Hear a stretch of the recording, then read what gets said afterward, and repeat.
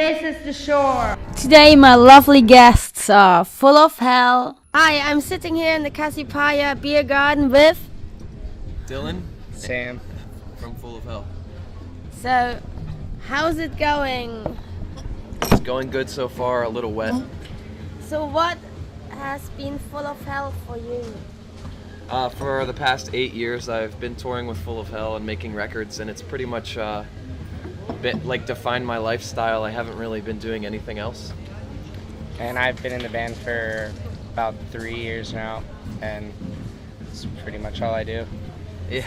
So you did grow up wanting to become a rock star. Maybe I wouldn't use the same vernacular. I definitely grew up wanting to make music and travel. So And from whom did you learn this? my parents, they gave me a lot of good records, like punk records and Americana and folk and all kinds of good stuff when I was a kid. Same here. So you're into punk as well? Yeah, Started with punk. yeah. My dad gave me a Misfits CD when I was 7, and then gave me more like classic rock stuff like that, like Dio and Iron Maiden, stuff like that. My mom was a huge Ramones fan, and she was very into the Bad Brains, so I had that early on.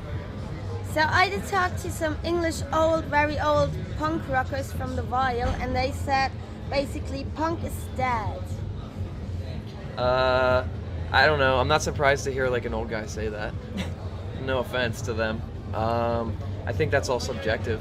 I mean, I guess it depends like what in their minds was like the definitive punk lifestyle or the idea of it. Maybe like their idea of punk is dead, and maybe what it was originally viewed as is dead.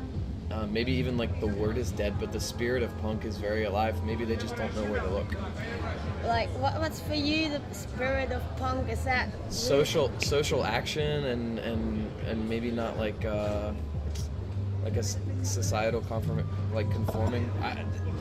There's so many good punk bands right now in the States and abroad. I mean, the scenes in DC and Boston are like insane right now, and those aren't people that are doing it for fashion or doing it to like get something out of it, like social points or something.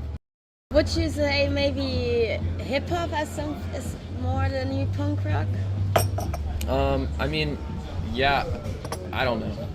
Hip hop. I mean, there's parts of hip hop that are like very socially forward and active, but I mean, I don't know. What do you think? Like punk and hip hop.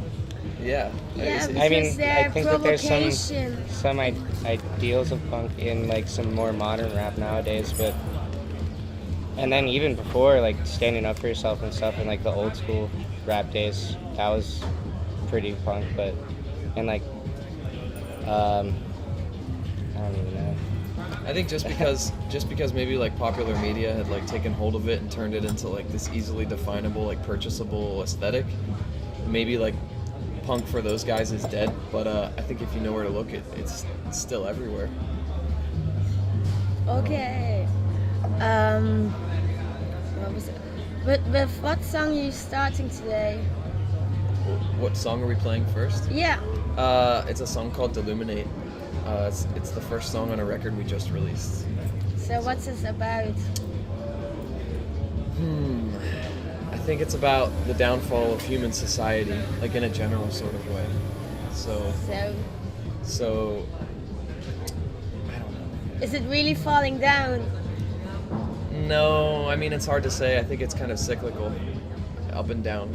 But you know, maybe like the eventual fall of Western society is happening. The old Rome.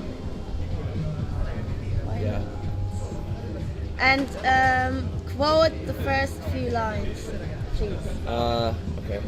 Once more we're thrust into the vacuum of God's yawning maw, a dream of human debt repaid.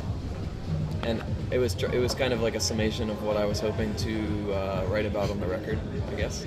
Huh? So it was like this like idea of a rapture and like a reclaiming of the planet and Rapture, the death like of humanity. everybody's sucked up in the sky. The idea of rapture is like kind of absurd, and these people want their rapture so badly. It was like a fantasy of it actually happening. The religious people. Yeah, just like Christian society. I mean, rapture's a Christian idea, yeah, of course. Is that a Mormon Mormon? No. I think Mormonism is like a more extreme sect of Christianity. Yeah. Have you been grown up going to church? No. No. I think I've been twice in my entire life. Back to Full of Hell, this time. And so the church is really a big subject where you come from, because here it's more. Well, I wouldn't say secular because our president is in a Christian party, but yeah, it's not such a big subject or theme.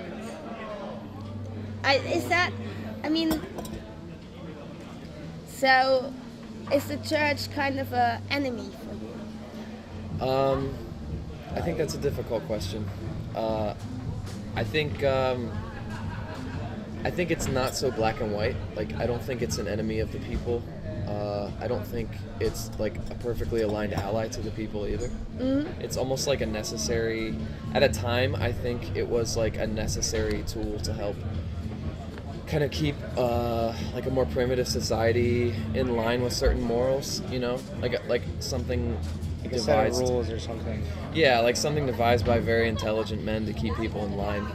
And I mean, nowadays I think maybe we're on the cusp of an age where people don't need to rely on something like that so much, and it's such a money industry, and such like it's like its own independent governing body, kind of like the Vatican holds like a huge sway. Yeah, it's an extreme force. I think in America the religion is like such a huge talking point, because so much of our Constitution and like the basic bills that define what makes an American are like Christian morals, and there's this whole thing about separation of church and state, but no one really knows where to end that definition.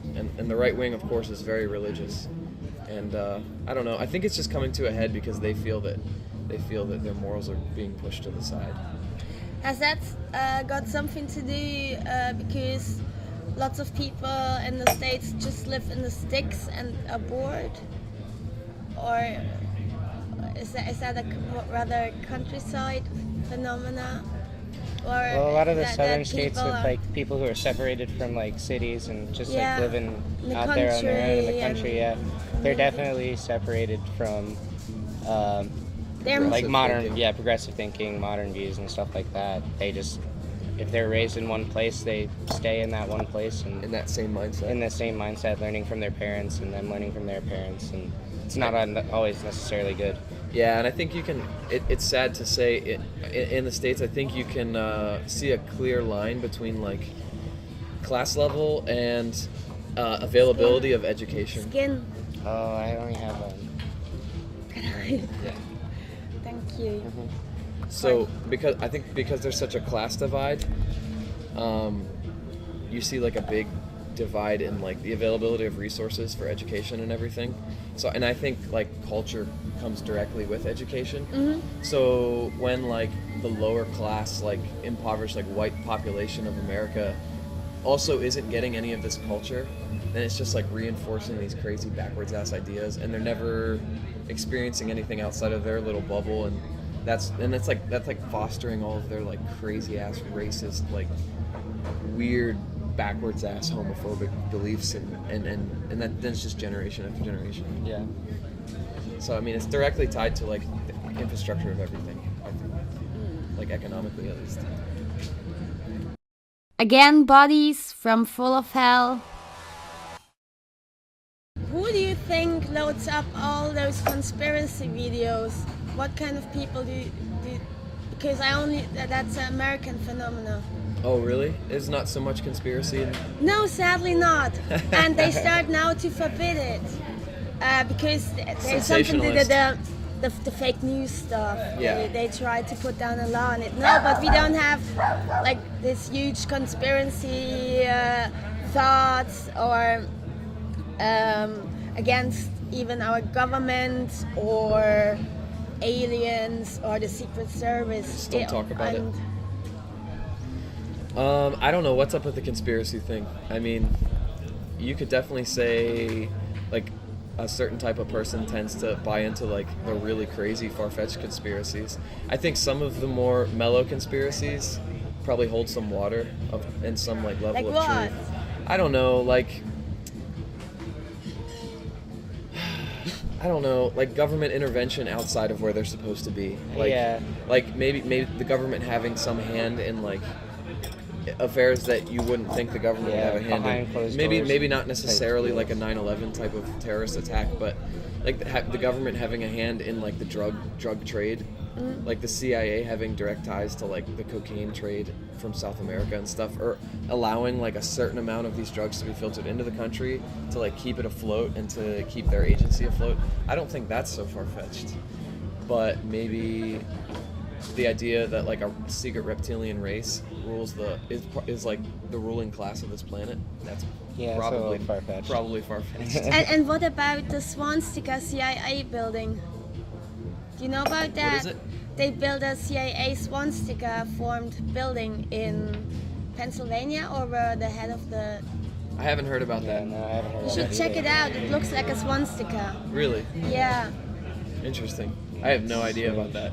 You know, maybe I've heard like I vaguely remember maybe something about that, but I've never read anything. So that's the Nazi American conspiracy. Yeah, that I don't believe.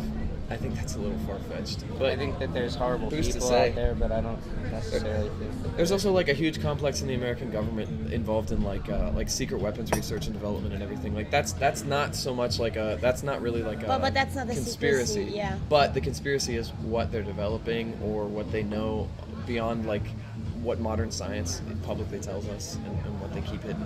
I think there's something there, of course. Yeah. And then there's also conspiracies about like certain major political events, like the assassination of John F. Kennedy. Like Wag the Dog. Do you know the movie? No. No, you should check it out. Which movie is it? Wag the Dog. No, yeah, I've never heard of it. It's a brilliant movie. It came out before Clinton, and it's about the president has a love affair, and then he calls his friends in Hollywood, and they pretend in front of a green screen a war in Eastern Europe. So they fake a For- war. Yeah, Yeah. for American television. I mean, there's also, I don't think it's such a far-fetched conspiracy that the major media outlets have some level of, like, government intervention, you know, or, I mean, the other way around. Like, the government has some kind of intervention with those media Like sources. the mass Well, media. the government, it's the only government post, no? If the government, I mean, if the president can't call everybody. Yeah, they use the news for Yeah. like major updates and everything. I think they might have a pool in that. And it makes you wonder if the news that we're getting in our country is a little biased. I mean, I would assume everyone's national news is a little biased in the country that they're in. But, you know, it's a little interesting now, though, because our current president is at odds with almost all of media. And I don't know if he's intelligently or just, like, stupidly, like, derailing. I don't even know if it's intentional. Like, he's kind of derailing the media, calling them, like, fake all the time. Yeah, Which is yeah. pretty dangerous. But I don't think he even sees it like that. I don't think there's intelligent design there. I think he's just a buffoon. But that's going on here at the same time. They all want to confuse us. It seems like, because we've got the fake news thing going on, and it's the big thing, and you don't know. Who's telling the truth? Yeah. It seems like It's hard things to are know what's swinging going right. on. Things seem to be swinging to the right in general in the Western world. Maybe it's fear. Letting these pigs get into control. I don't think a person like Donald Trump would have been elected if people weren't like being propelled with Islamophobia and like, I don't know, whatever else. Phobia. What did you have? Do you remember having, like, before 9/11? Was there any Islamophobia there? I mean, we were so young. I was probably was- 5 when 9/11 happened. And I was 10. So, no, I don't remember anything like that. And I was mean, 18. It never made sense to me anyway. But I don't know. I assume that was like a huge event. You know what I mean? Polarizing people against. Did you read Naomi Klein? Do you read Naomi Klein? She says it's a shock therapy for people. They put people under shock, and then they feed them totally a new truth, and then investors come and buy everything. Oh yeah, Yeah. that makes sense. Because So, why do you think? I don't know, but why about Donald Trump? Why do you think he fired the FBI guy? Honestly, if I had to make my own guess at like Donald Trump's character, I think he's a good businessman, but I think he's a pretty big blundering idiot. And I think maybe he said some things he shouldn't have said, and he thinks he can kind of do whatever he wants. So I think his firing was like a power move. it was like a prideful power move for him to like oust this guy, and he was too stupid to even cover his tracks. Do you have any? Did you grow up having any afflictions to the radical left? Yeah, I mean, it was natural for me, Yeah. always. Who did tell you? Was that your mom? Was she a hippie? And Yeah, my parents were definitely Yeah. hippies. I mean, that's the only thinking that ever made sense to me. I mean, I guess it came from my parents. and did so? How about the whole fuss at the moment in the States with the Black Bloc and the Antifa? Well, the Black Bloc is coming from Germany.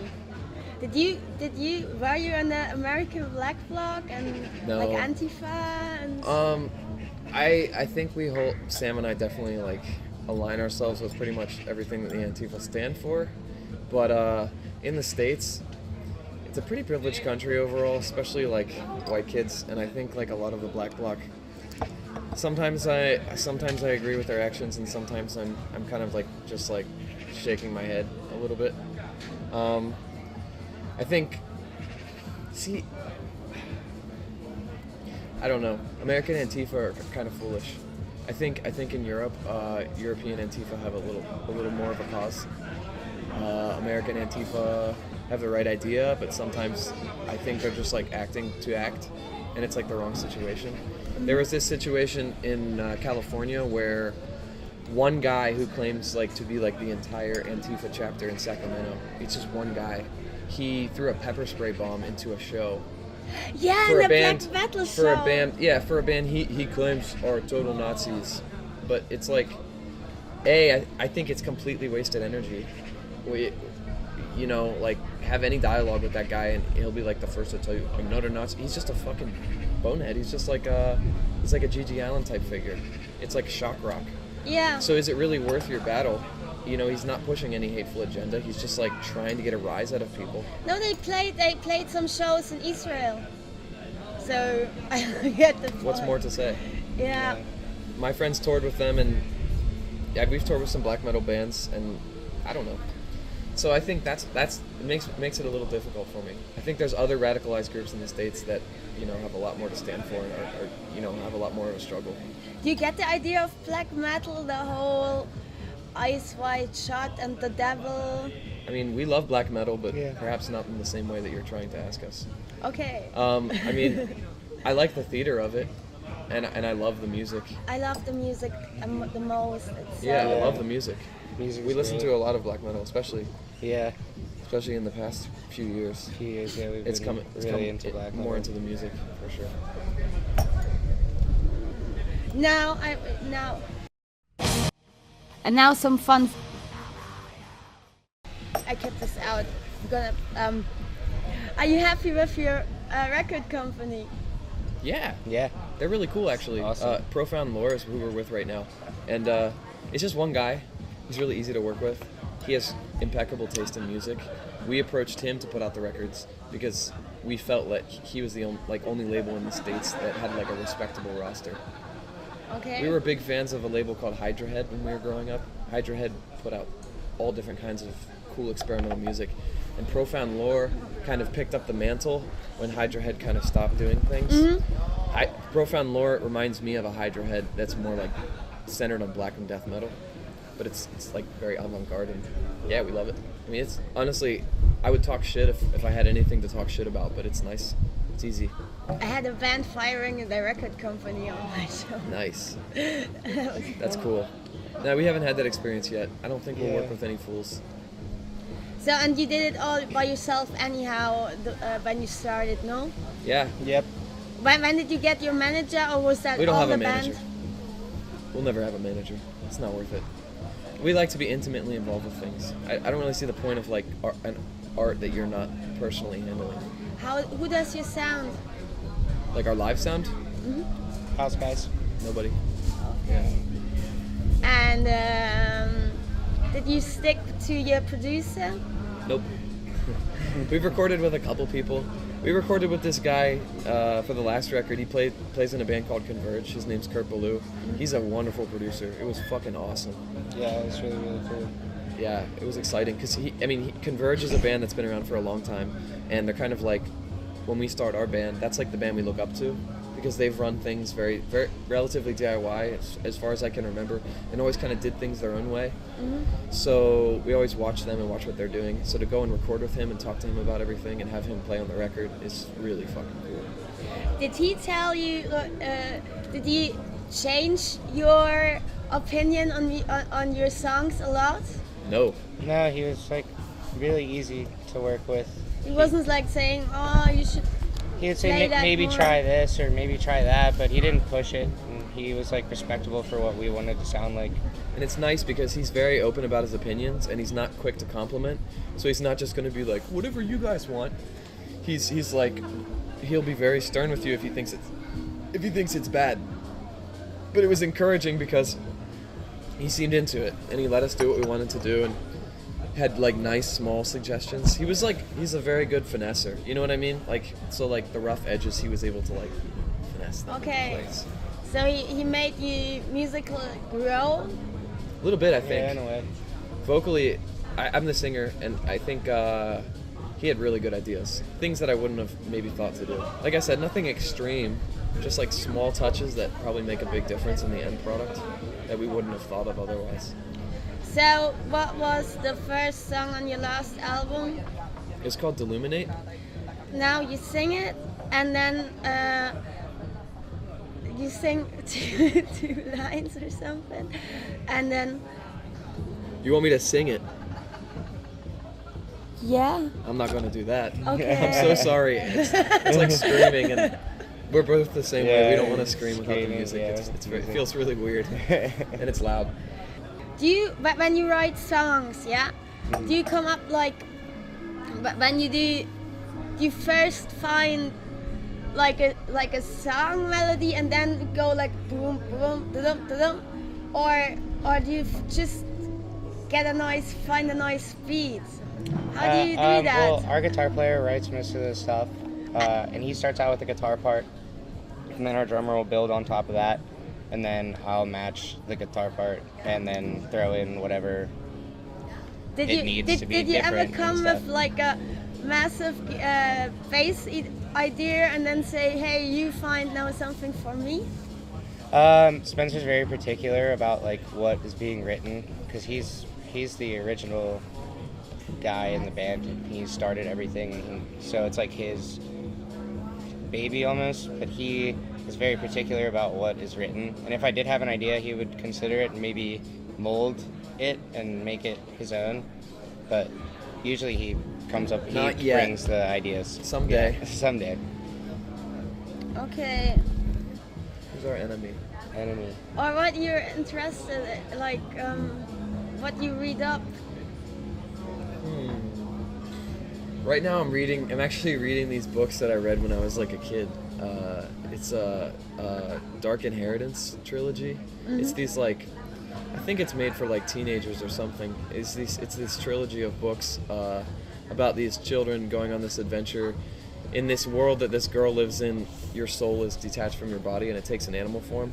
Okay. And she meets up with this boy, and they end up finding that like the church is this giant like interdimensional conspiracy, and they go after God and they kill God. It's Wow. It's pretty cool. And it's a kid's It's fantasy. book. Yeah, I think it was kind of controversial when it came out, but no, it's Dark Materials. That's what it's called. It's really good. Yeah. I keep up with skateboarding usually. I just read magazines and watch videos and stuff like that. Did you find nice pool? You didn't bring your skateboard. No, not this time. And the skateboarding is still so cool. I think it's bigger than ever now, honestly. Yeah, it's getting crazier and crazier, and it's being more accepted in like the sport world, even though it's really not a sport. But it has X Games now coming up, and there's more competitions, and people can actually start to make a career out of it instead of just skating to skate. Plus the crossover between us And there's a huge crossover too, obviously, between like yeah, punk and the metal punk and the music. skate culture. Okay. So like those guys are always repping Full of Hell, and then we have a couple companies that like we rep, like we like to wear the clothing of, and it's just like really cool. They, And- they play you on the skateboard videos. yeah, and they'll wear like our T-shirts in their videos and stuff like that. yeah, And you went on the skateboard tours and the... no, not yet. That would be really cool, like a skate rock type deal. That would be fun, but no, we haven't done anything like that yet. I'll bring my board. Mostly like trading and stuff. Yeah, We trade like we'll trade some merch or something for some Yeah, who does boards your and- t-shirts? like the designs. Yeah. All different artists that we are fans of. So I mean, no one really like big, but like we just have a lot of friends that we like to stick to for designs. So were that your friends? Or are you researching on your on like? I mean, oh, it's a little of both, but they usually become friends, because we continue to work with them, and they're just guys like us, like young guys, and just making their art, and in that way, like we're supporting them monetarily, and they're providing us with the designs, and it's a nice circle, like supporting art. So, there's one artist in particular. I guess if there was one artist that we were big fans of that we sought out ourselves, his name's Mark McCoy. He's like an American artist I think he lives in Brooklyn now. His art is unbelievable. He's across several mediums. He likes like photo manipulation right now is really like his thing. But we have him do the record art a lot, and we're huge fans. So it's a pleasure for us.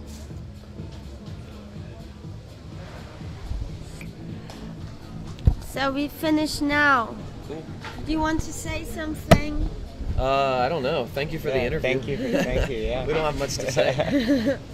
Say something like buy a record or something. Yeah. Spend all your money on Material objects. on material objects from Nike and Adidas, and buy McDonald's stock. Spend your money with IBM. Yeah. Sound.